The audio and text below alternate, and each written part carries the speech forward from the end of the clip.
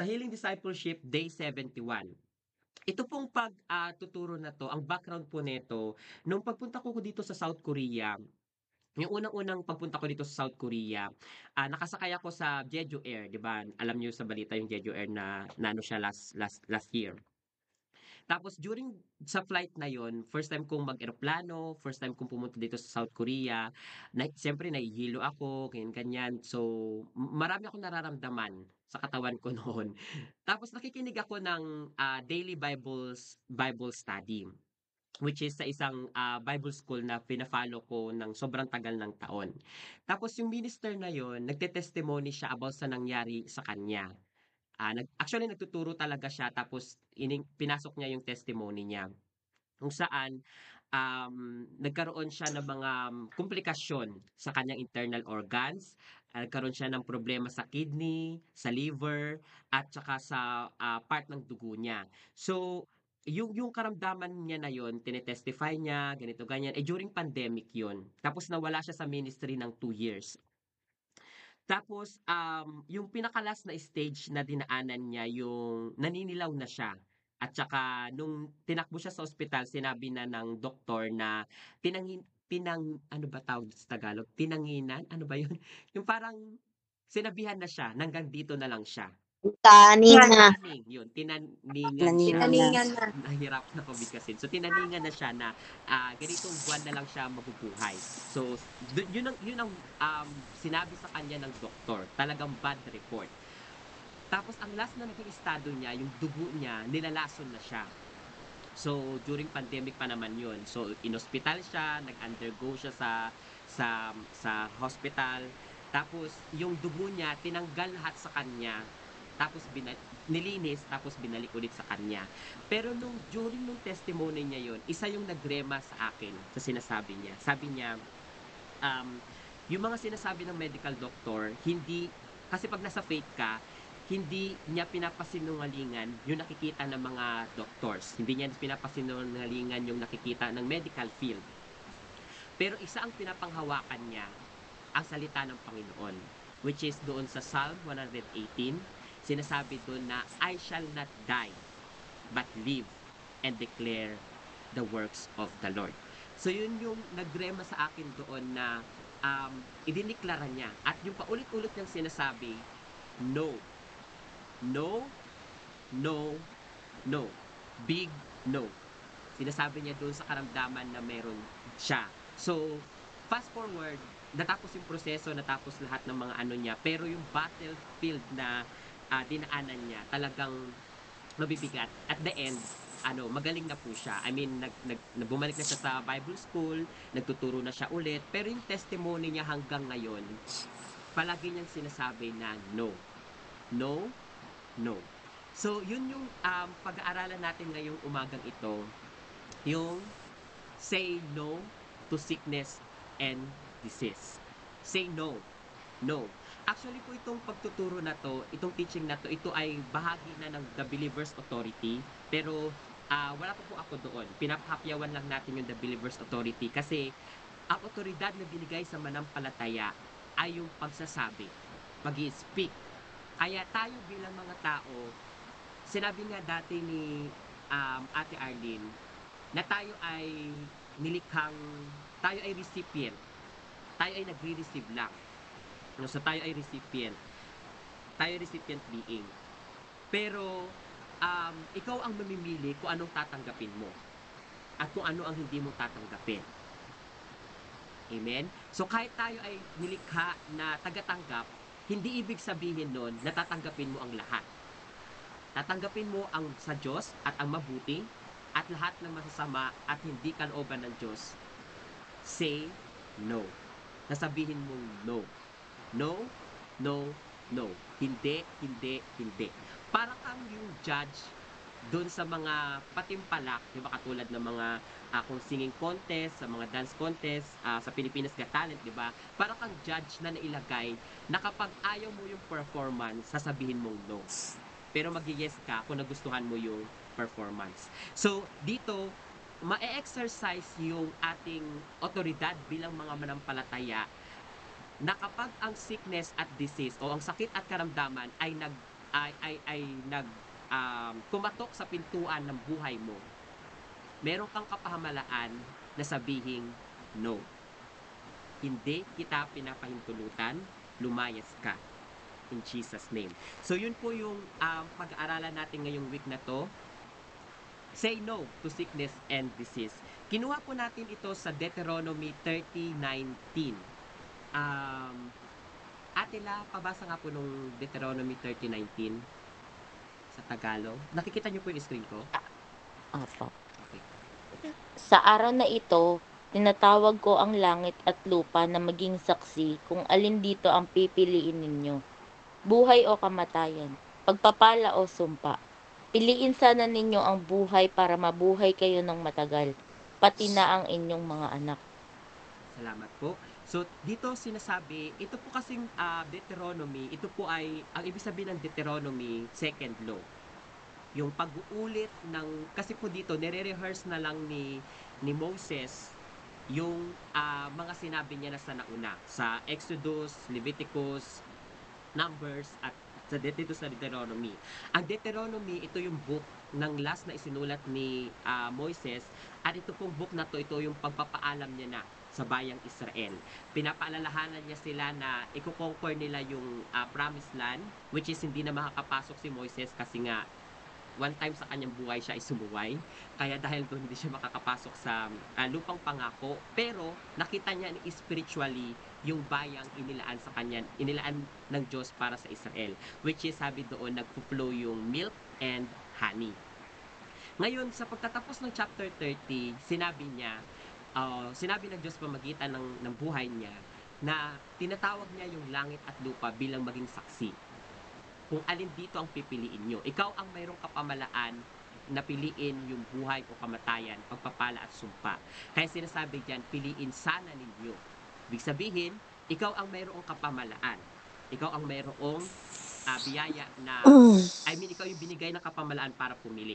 Alam na po natin itong verse na to. Alam kong sobrang tagal na natin alam itong verse na to.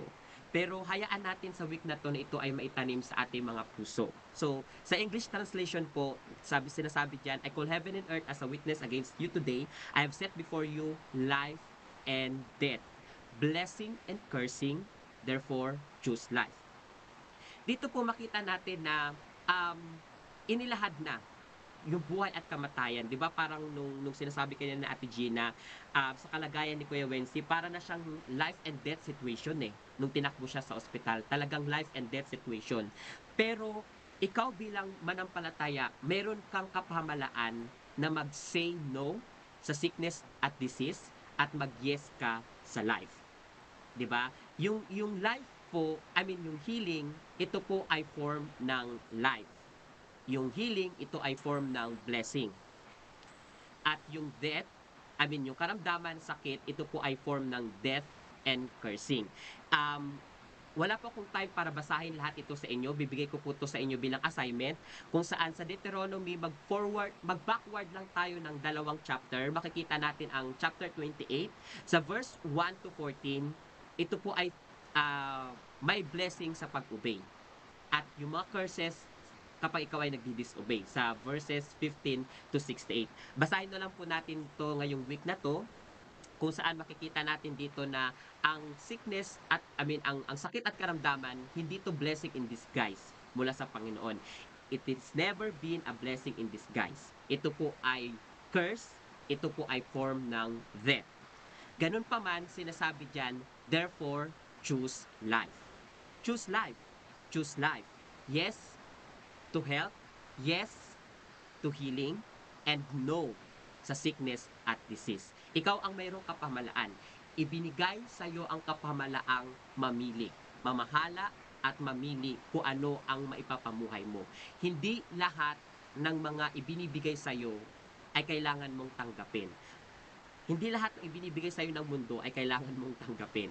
Kailangan mong mag-no kapag hindi ito incline sa pangako ng Panginoon. At kailangan mong mag-yes kung ito ay incline sa sinasabi ng salita ng Panginoon. So, yan po yung pinagkuhanan natin dyan ng no to sickness and diseases. Dito po, mayroon nagsabi na ang panampalataya daw, hindi lang ito basta-basta paniniwala o belief. Ito daw ay parang puwersa na kailangan mong i-speak yung pinapanampalatayanan mo. So, ire-reject natin yung mga illness.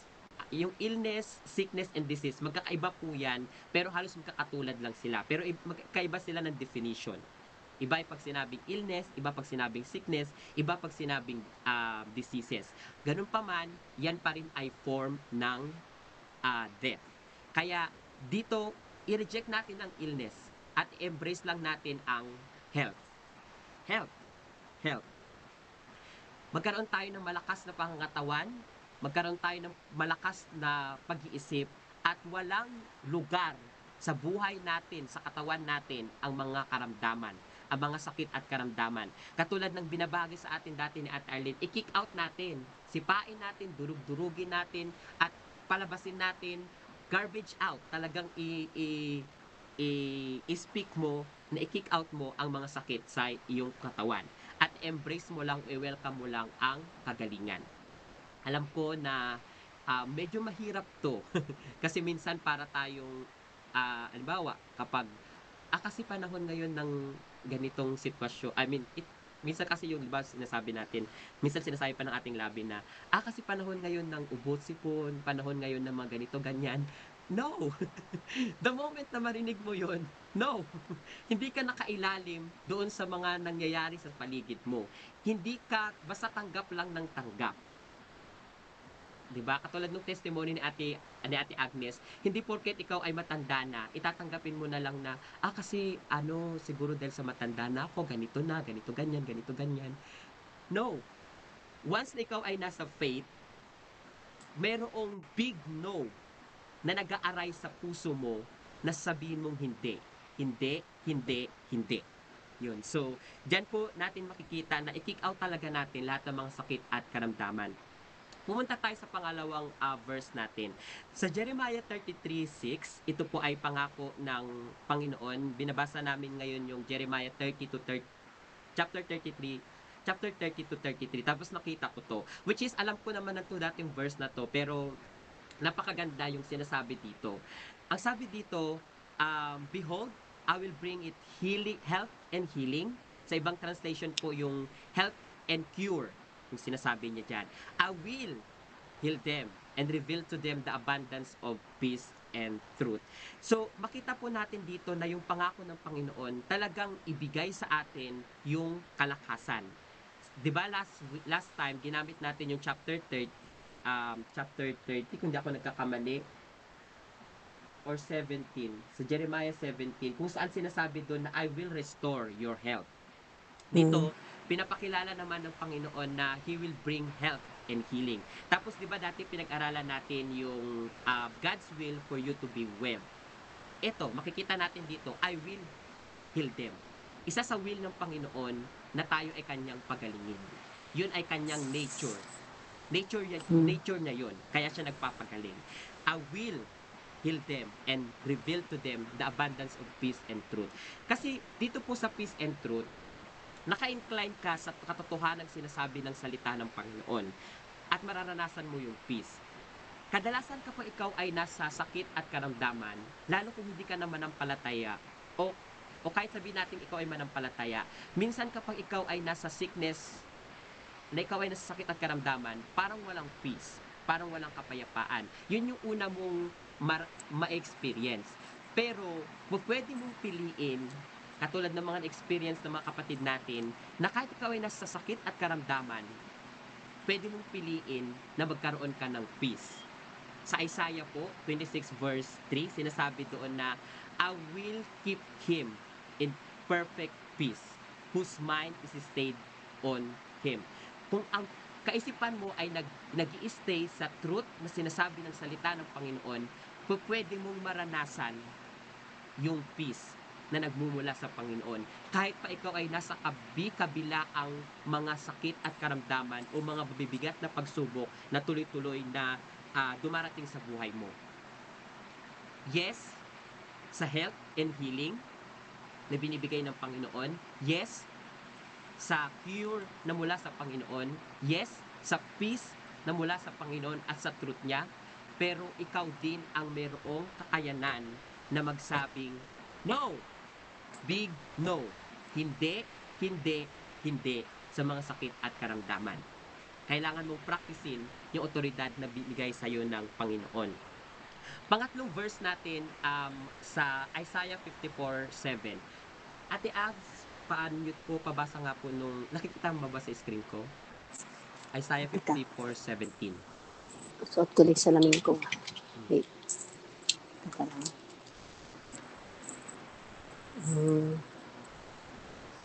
Isaiah 54:17. No weapon formed against you shall prosper, and every tongue which rises against you in judgment you shall condemn. This is the heritage of the servants of the Lord, and the righteousness is from me, says the Lord. Ganda. Amen. Salamat po. So isa pa to sa mga pangako ng Panginoon that no weapon. Alam niyo po ba na ang sakit at karamdaman, ito po ay weapon na mula sa enemy? Yun po ay Yes. weapon na mula sa enemy. At kung ginagamit niya itong weapon, pwede mong hindi pahintulutan sa buhay mo. Kaya sinasabi ng Diyos, pamagitan ni Propeta Isaiah, that no weapon formed against you, you shall prosper. Meaning to say, walang sandata na nagmumula sa kaaway Sa ang kaaway. maaaring manaig sa buhay mo. Wala. Pag sinabi pong no, diba, mapapansin niyo dyan sa first na sentence, no. N-O. Alam niyo po itong no, naging favorite ko na siya. Simula nung inaaral ko yung mga verses na to. Kasi dati parang negative yung no sa akin. Pero merong time na magsasabihin mong yes at merong ding time na kailangan mong manindigan pag sinasabi mong no. Kasi po, pag sinasabi nating no, para nating nire-reject, nire-resist yung mga dumarating sa buhay natin. Kapag sinasabi nating yes, nire-receive mo. Pero pag sinasabi mong no, nire-reject mo. Kaya tayo bilang mga manampalataya, huwag tayong receive ng receive. Amen? Kailangan nating mag-reject, kailangan nating mag-resist. No! No weapon formed against me. Pwede mo siyang i-personalize. No weapon formed against me shall prosper. Wala daw, walang sandata. Ano pa sinasabi dyan? And every tongue, lahat ng mga dila na mag-a-arise in the day of judgment, you shall condemn. Ibig sabihin, sinasabi ng Diyos dito, you shall condemn. Ikaw ang mayroong kapamalaan na anumang mga salitang napapakinggan mo, pwede mo silang i-condemn. Pwede mo silang hindi tanggapin. Pwede mo silang sabihin no. Pwede mo sabihin no. Yung testimony na yon ni Barry Bennett, yung pinapakinggan ko nung nandun ako 2 years ago na nandun ako sa aeroplano na yon. Di sinabi sa kanya, bad report talaga, yung sinabing, ikaw ba naman yung taningan na ito na lang yung length ng buhay mo. Kasi po that time naninilaw na siya, mayroon siyang mga internal organs na nasira na, kidney, tsaka liver. Tapos tinaningan na siya ng doktor, talagang bad report. 'Di ba? Doon makikita natin na mayroong salitang binigkas sa kanya. Pero mapapanghawakan natin bilang mga manampalataya na every tongue which arise on us, you shall condemn. Pwede mong sabihin na, yes, doctor, kinikilala ko na ikaw ay ginagamit ng Diyos. Kinikilala mo na totoo yung mga na-diagnose niya sa'yo, pero hindi doon nagtatapos. Merong good report na mula sa Panginoon. Amen? Kahit bad report yung natanggap mo na sinabi sa'yo, pwede mong i-reverse yun, which is kung saan mag-i-incline ka sa sinasabi ng salita ng Panginoon sa kanyang mga pangako na good report. Kahit mayroon kang mga bad report na natatanggap sa sanlibutan ito, pwede mong piliin na mag-stick sa good report na mula sa Panginoon. Kasi nga, ikaw ang may kapamalaan. You shall condemn it. You shall condemn it. Ikaw ang may kakayanan na magpahintulot at magpawal. Kaya, no weapon. Sickness and disease, no. No, no. Hindi, hindi, hindi. Amen? Kasi po yan ay isa sa mga pangako ng Panginoon, says the Lord. Dito po sa first, yun po yung mga Old Testament promises. Katulad na sinasabi din sa Psalm 91 verse 10. Pabasa nga Ate Linda.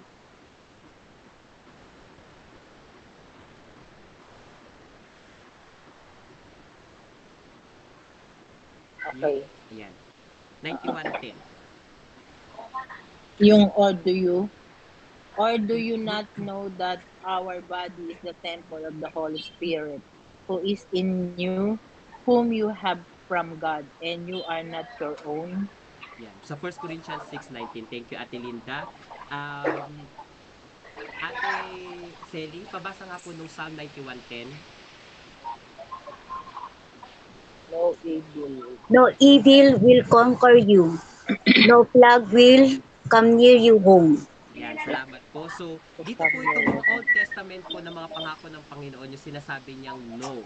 'Di ba? No evil will conquer you. Ibig sabihin, walang maaring masama ang makapanaig sa atin at walang sakit at karamdaman kasi po yung plague, yan po ay Old Testament ng sickness and disease. So, no plague will come near your home. So, yung mga tahanan natin, pagbawalan natin ang sakit at karamdaman na dumating sa atin. Kasi sinasabi diyan, no plague will come near your home.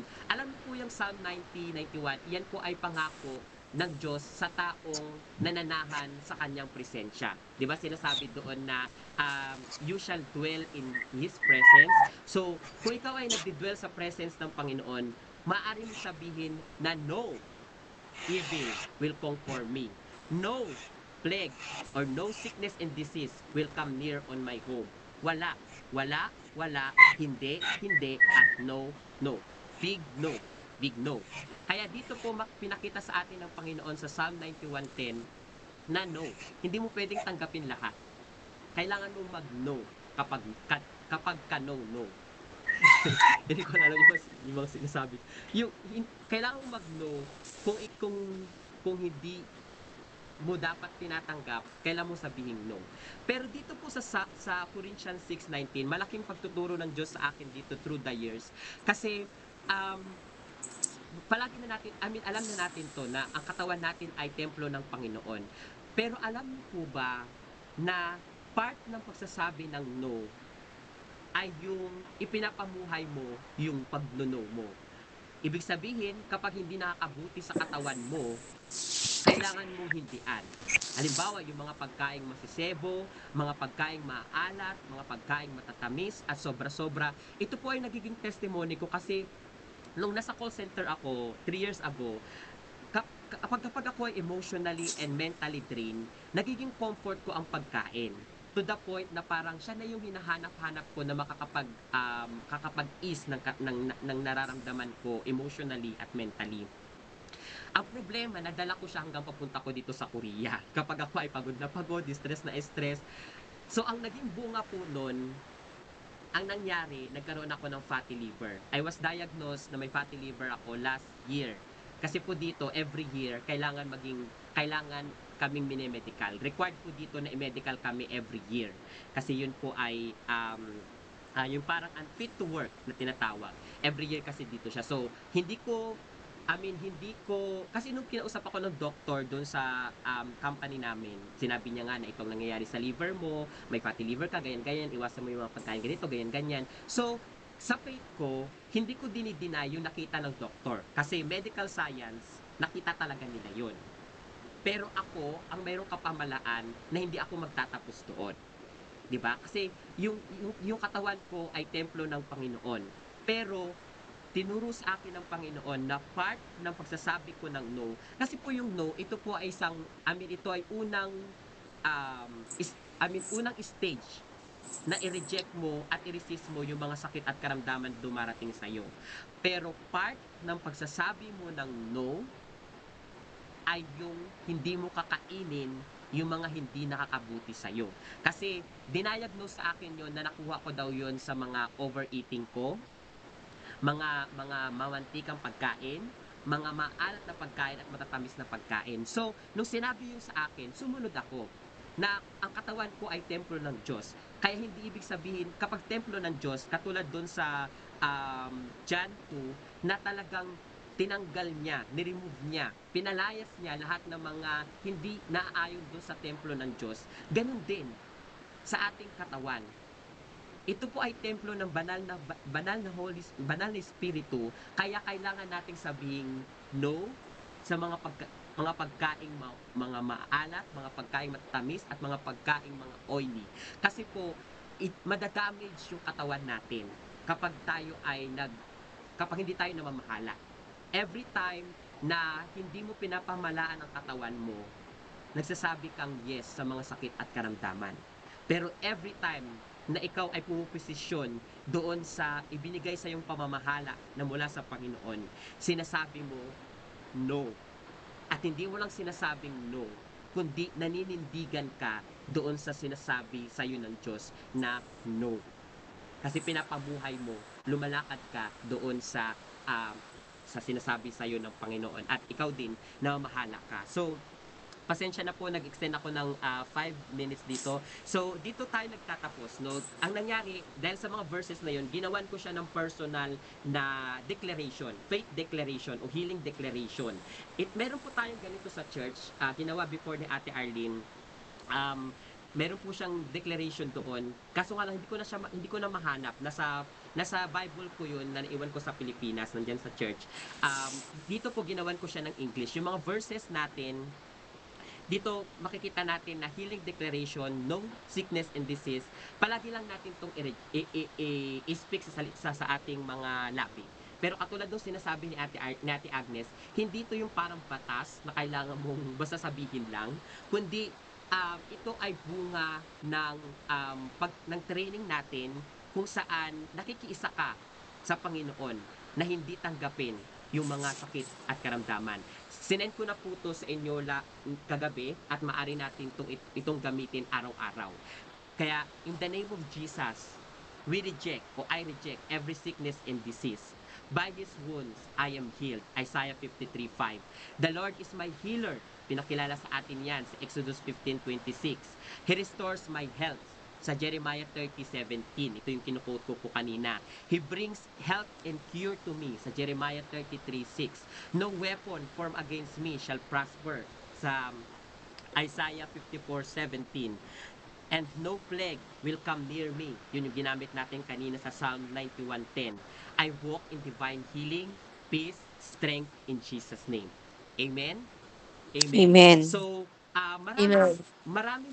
marami po, bilang pagtatapos po, meron daw physical healing stories over 70 na recorded sa Old Testament and New Testament. At mayroong mga pangako ang Panginoon, 100 plus. Hindi nila kasi nabilang na kasi depende naman kung paano mo gagamitin yung verse na yon sa healing. So, may 100 plus na mga healing scriptures. And total sa Old Testament and New Testament, nagre-range po siya ng 200 to 300 na mga healing verses connected mismo sa healing. So, kung meron tayong mga medicine na iniinom, bakit hindi natin gawin ang salita ng Panginoon na intake natin siya everyday? Amen? Nandun po yun sa Proverbs 4 na God's word is like a medicine. So, dito, pinapakilala sa atin ngayong araw na to na hindi mo kailangan tanggapin lahat. Say no to sickness and disease. Nagno-no ba tayo sa sakit at karamdaman o nag-yes na lang tayo sa mga nangyayari sa atin na ay kasi ganito, ay kasi panahon ngayon ng ganito, kasi matanda na ako kaya nararamdaman ko to. No, you shall condemn it. Every tongue that arise you shall condemn it. So, mag-unmute po tayo. Sabay-sabay po nating sabihin bilang pagwawakas. 1, 2, 3, go.